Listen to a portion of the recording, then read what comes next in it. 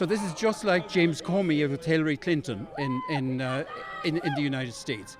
They announced an investigation of her within 10 days of the election. So this is that sort of thing.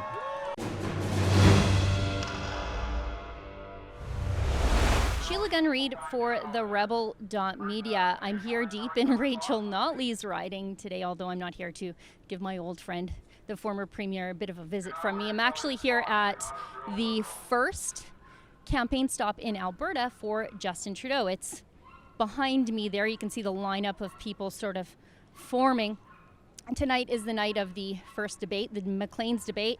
Trudeau won't be there. He's here, where he will give prepared remarks and not take questions from media. But I'm going to try to go in. Why? Because I did everything right this morning. I got up early. I responded to the media line and RSVP'd so that they could save a spot for old Sheila. I'm here early.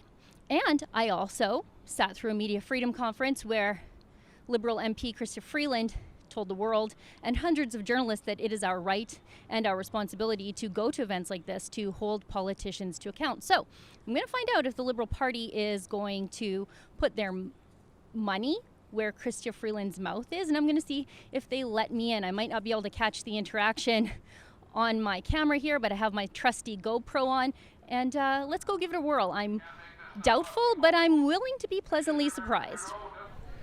Hey, can I ask you why you came down to protest today? I don't want Trudeau in Alberta, never mind in the country. He's corrupt. I no longer want him to be the leader of our country, so I'm here to protest him. He's corrupt. He's a liar. He has done nothing for Alberta. All he has done is hurt Alberta by Bill 69 and Bill C-48. Every third, fourth farmer has got either their home or equipment for sale.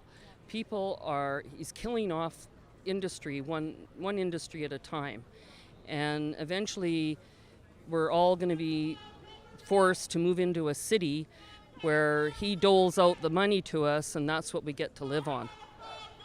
And that is just wrong when we've got a country so rich in agricultural, minerals, oil, etc. It's just not right that he keeps shutting everything down and people can't get jobs. I'm a mother, grandmother, and great-grandmother, and I'm here to protect the future of my children. Can I ask you guys some questions? Yeah, let's go for it. Sure. Do you think Justin Trudeau should waive parliamentary privilege with snc-lavalin? Could you elaborate that for me? What does that mean? So the RCMP is trying to investigate conflict of interest and obstruction of justice with regard to snc-lavalin, but Justin Trudeau refuses to waive parliamentary privilege so that the RCMP can do their job should he waive it. Yes. I really don't care about snc-lavalin. I believe that parliamentary immunity should not be allowed in a situation such as the snc-lavalin scandal. I believe it's the citizens' rights and the people's rights of Canadians here in Canada that they should be open and they should be able to find out what the truth is. It's no longer should it be parliamentary immunity. There should be an equal government with an equal say, and as well as the citizens of Canada need to know the truth. Let's hear the truth. If you've got nothing to hide and you didn't do anything wrong, then why not talk? I think the RCMP are playing games like they did at the end of the Paul Martin government. So you don't think the RCMP, this is the right time for the RCMP to investigate a possible crime by the Prime Minister? They could have started a month ago. They knew that a month They knew that. What they wanted to do was when it's most disadvantageous. Sorry, should he waive it or no? At this point, I think it's kind of become the Conservative Party platform. I think it's kind of done as far as I'm concerned. Yeah. Is that a yes or a no? I think it's done. Yes, he shouldn't be involved in the laws. He's a prime minister, not the attorney general.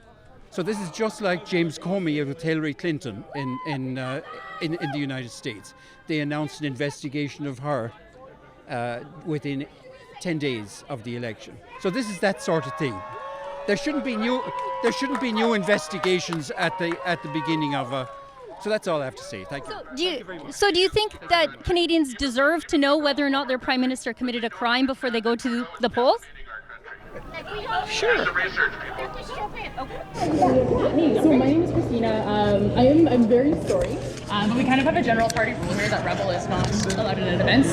The organization and the viewpoints of it are widely described as white nationalism. Did they prepare talking points for you? You know what we do for this kind of stuff? I'm very sorry, but we'll have to ask you to leave. Okay. Thank you so much for coming. Yeah, no, you bet. Well, this has been an exciting night here at work for the Rebel. Protesters are still milling around. They're still using their bullhorn. They still have quite a few things to say about Prime Minister Justin Trudeau. Now, predictably, I was removed from the event. I crossed all my T's, I dotted all my I's. I wanted to make sure that the only reason the Liberals were removing me was my ideology. And I didn't have to prove it because they flatly admitted it to me. She said she was removing me because the Rebels' values don't align with the Liberal parties, which says a lot about the media that they did allow into the event. It says that their values do align with the Liberal Party, which is no surprise to you and no surprise to me. Justin Trudeau had to come in the side door as opposed to the front door where he was supposed to come in because the protesters didn't make for a pretty picture for Justin Trudeau to come past. You know, I found out, surprisingly, that apparently an election is not a good time to discuss issues like whether or not your Prime Minister has been involved in obstruction of justice. So that's new. Things did get a little wild outside tonight. We had clashing protesters. There were some Aboriginal protesters and some climate change protesters clashing with what I would call conservative protesters. There was a little bit of yelling, but not too much. Everybody seemed pretty well behaved, and there was a heavy police presence, obviously, that sort of kept everybody on the right side of the law. We did hear from some people who were inside that Justin Trudeau's people are removing suspected conservatives from the lineup. And from inside the event, I suspect that's to avoid a disastrous flub like last time Trudeau was in town here. That was back in 2018 when he told a wounded veteran that he was asking for more than Justin Trudeau was willing to give him. So I suspect because Justin Trudeau just absolutely cannot think on his feet, he's just avoiding those sort of uncomfortable questions altogether. The couple Antifa protesters who were here earlier have tootled off back to their mom's basement, so I think it's safe for me to go. I think that's a wrap here in Edmonton, and frankly, I'm just happy that I made it out of this Liberal event without getting groped. For Rebel News, I'm Sheila Gunn Reid. I'm fresh off my ejection from Justin Trudeau's campaign event here in Edmonton, where a Trudeau campaign worker told me I'm not allowed in because my values don't align with the Liberal parties, which means the rest of the mainstream media that we're allowed in, their values do align. And that's why you need to rely on us here at The Rebel for your campaign coverage.